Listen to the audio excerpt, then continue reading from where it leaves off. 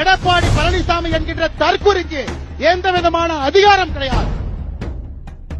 தவழ்ந்து காலில் விழுந்து பதவியை பிடித்து எடப்பாடி பழனிசாமி ஒரு புரட்சி தலைவர் புரட்சி தலைவி நடத்திய ஒரு கட்சி, தமிழகத்தில் திமுகவுக்கு மாற்றாக இருக்க வேண்டும் என்று தமிழக மக்கள் நினைத்த ஒரு கட்சி.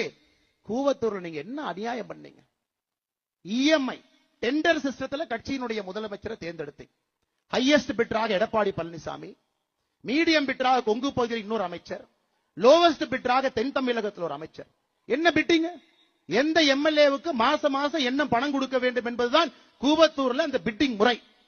அதன் பிறகு தவழ்ந்து காலில் விழுந்து பதவியை பிடித்து எடப்பாடி பழனிசாமி இந்த தன்மான மிக்க ஒரு விவசாயினுடைய மகனை பச்சை இங்கிலே 10 ஆண்டு காலம் கையெழுத்து போட்டு ஒரு பைசா வாங்காத இந்த அண்ணாமலையை பற்றி சொல்வதற்கு எடப்பாடி பழனிசாமி என்கின்ற தற்குறிக்கு எந்த விதமான அதிகாரம் கிடையாது.